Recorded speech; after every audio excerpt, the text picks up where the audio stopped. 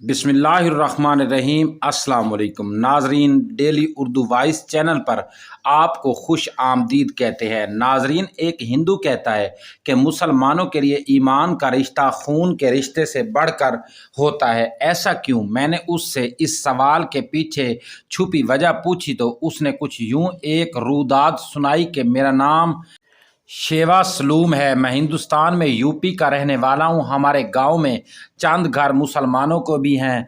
मुसलमान दुनियावी लिहाज से तालीम याफ्ता बिल्कुल भी नहीं हैं, लिहाजा वो लोग बस खेती बाड़ी या मजदूरी करके अपना पेट पालते हैं, जिसकी वजह से उनके माली हालात भी कुछ ज़्यादा अच्छे नहीं हैं। इन्हीं चंद गिने चुने मुसलमानों में से एक बशर नाम का आदमी था, जिसने अपनी गधा गाड़ी बना रखी थी। वो गधा गाड़ी पर मजदूरी करके रिज्क कमाता और अपने घर वालों का पेट पालता था। इसके अलावा वो साहिब इस्तात लोगों को छोड़कर बाकी लोगों के लिए ये गधा गाड़ी बतौर एम्बुलेंस और इमरजेंसी सवारी भी इस्तेमाल होती थी। बशर ने चेहरे पर दाढ़ी सजा रखी थी, मगर पूरे गांव में वो वैद शख्स था जो ईद पर भी मस्जिद में नहीं जाता था। मैंने उसे कभी नमाज पढ़ते नहीं देखा, अलबत्ता वैसे हर वक्त सर पर इमामा, हाथ में तस्बीह लिए फिरता था।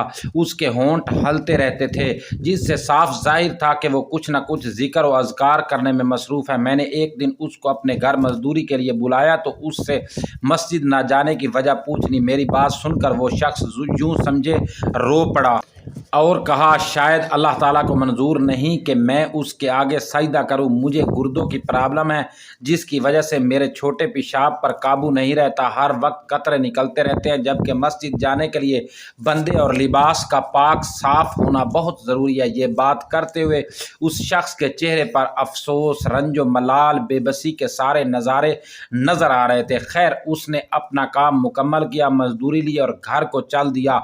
एक बार रमज़ान और मुबारक का महीना था। हमारे गांव में एक बेवा मुसलमान औरत अपने 4 बच्चों के साथ रहती थी। बड़े 2 बच्चे जवानी की दहलीज पर थे। औरत घर के काम काज करने में मसरूफ़ थी कि उसे करंट लगा और वो चल बसी। उसकी मौत के बाद पता चला कि उसके घर तो सहरी में खाने तक को कुछ नहीं था। कफन दफन और कब्र वगैरह के लिए अखराजात कहाँ से आएंगे? तमाम मुसलमानों ने हत्तुल मकदूर कोशिश की और चंदा जमा किया, मगर वो पैसे बामुश्किल कब्रिस्तान की कमेटी से कब्र खरीदने के बन सके। कफन वगैरह खरीदने के लिए अब भी मज़ीद पैसों की ज़रूरत थी और इस ज़रूरत को पूरा करने के लिए बशर ने अपनी गधा गाड़ी बेच दी। उस गधा गाड़ी से मरहूमा मुसलमान औरत के कफन दफन का इंतज़ाम किया और बाकी पैसों से हाथ से चलने वाली 2 रेहड़ियाँ खरीद कर एक पर खुद फल फ्रूट लगा लिया, जबकि दूसरे पर उन यतीम मुसलमान बच्चों जिनके वालिदैन गुजर चुके थे। घर में कमाने वाला कोई नहीं था। उनमें से बड़े बच्चे को सब्जी लगा कर दे दी। सारा दिन उस लड़के को साथ मिलाकर मजदूरी करता। शाम को दोनों इतना कमा लेते कि दोनों के घर रोटी बन जाती। मैंने बशर से पूछा था कि तुम्हारा अच्छा भला गधा गाड़ी का काम चल रहा था, तुमने महज एक मुर्दा औरत का तन ढांपने की खातिर वो क्यों बेच दी? अब कितनी मुशक्कत के बाद तुम्हारे घर 2 वक्त की रोटी बनती है, जबकि पहले पहल तुम एक आधा फेरा कर लेते थे तो तुम्हारा गुजर हो जाता था। मेरी बात सुनकर वो मुस्कराया था, मगर उसकी आंखों से आंसू बह निकले थे। उसने कहा था कि उम्मत मुस्लिमा की इस बेटी का कफन मेरी गधा गाड़ी और मेरे घर वालों के पेट पूजा से कहीं ज़्यादा ज़रूरी था, लिहाजा मैंने वही किया।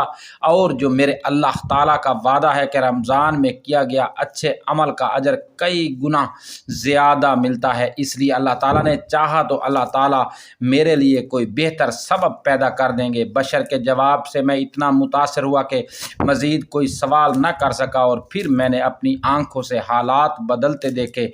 मैंने देखा कि रेहड़ी बान बशर ने उसी यतीम बच्चे के साथ मिलकर एक दुकान किराए पर ली। उस दुकान में सब्जी और फल फ्रूट लगाए।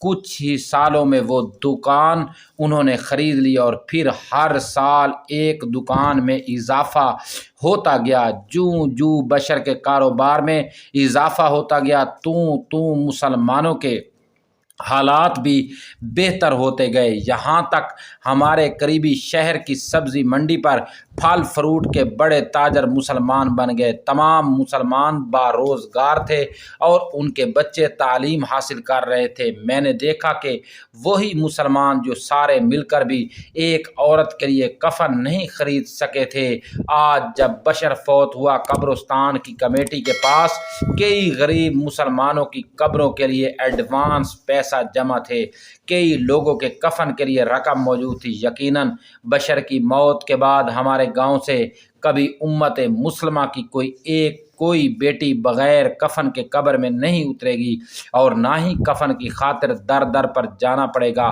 بشر کے بدلتے حالات دیکھ کر میں نے ایک ہی نتیجہ اخذ کیا ہے کہ ایمان کا رشتہ خون کے رشتے سے بڑھ کر ہوتا ہے، مگر کیوں؟